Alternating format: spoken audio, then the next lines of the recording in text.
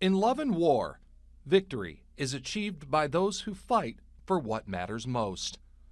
For Vernon Brantley, in 1944, newly married and enlisted to serve his country in World War II, he soon found that his new wife, Doris, was up for the challenge. The night before he deployed to Europe, she knew that she had to be with him at the base, Camp Breckenridge, at any cost. She came to the gate in a cab at night. To hear him describe it, the scene played out like a Hollywood film. And the guard stopped the cab, and as the cab driver was talking to the MP, she got out of the cab on the opposite side of the vehicle, threw a $10 bill on the seat, and ran into Camp Breckenridge. A final night together. She went AWOL in reverse, but anyhow, she came to the chapel, and we spent the last night in the chapel, and I wrote a prayer. 80 years later, he still reads the prayer he wrote that night. A prayer for safety, for protection in a dangerous and uncertain future. Because even though they had an idea of what awaited Vernon overseas, they could have never fully known. That Christmas, Brantley and thousands of others would face the snowy terrain of Belgium's Ardennes forest in one of the most consequential battles in American history, the Battle of the Bulge.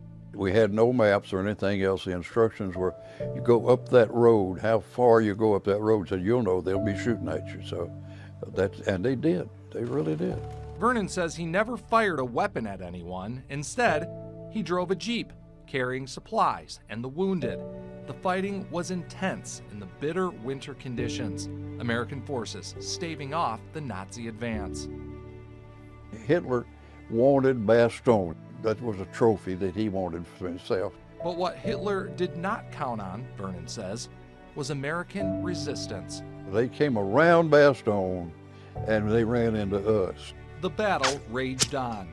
During one of his missions in the Jeep, Vernon came chillingly close to death's doorstep with a single blast.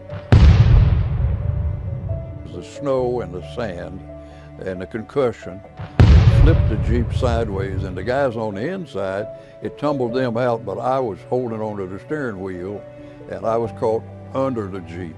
They put me straight on a gurney when they finally got, but then I'm sitting there, laying there, drowning in my own blood. Somehow, he survived, with the love of his bride from afar, an angel on his shoulder, and a letter she wrote him on the front lines. And I wore it inside my helmet liner. He soon found out others were not so lucky.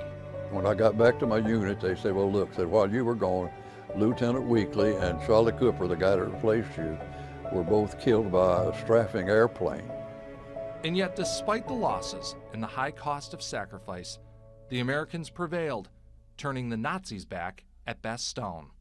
And when they went back, they ran into a bunch of mines that we had put out, and that was the end of their story. I mean, the war wasn't over, but that was the point of the spear. The realization of what U.S. forces accomplished brings humility. Truthfully, I never considered myself a hero, but I sure did work with a bunch of them, and I had the honor to be with a bunch of them that were heroes. I don't know, I feel guilty in a sense of the word. I think of all my friends that are gone. Some of them left early. Those losses paying the high cost of lasting peace. I'm not a good warrior, as you can see. You get this old, you want everybody to be smiling and happy, and I won't call it the golden years, but it's a blessing just to be here, and I do thank everybody for all they've done for me to get me here. Getting here to 100 years old, you could say that Vernon's prayer in the chapel all those years ago was answered. Because looking back, though Doris passed in 2014, their marriage and their love lasted a lifetime. 70 years, 2 months and 4 days. For Vernon Brantley, a love and a nation to be thankful for. A love and a nation worth fighting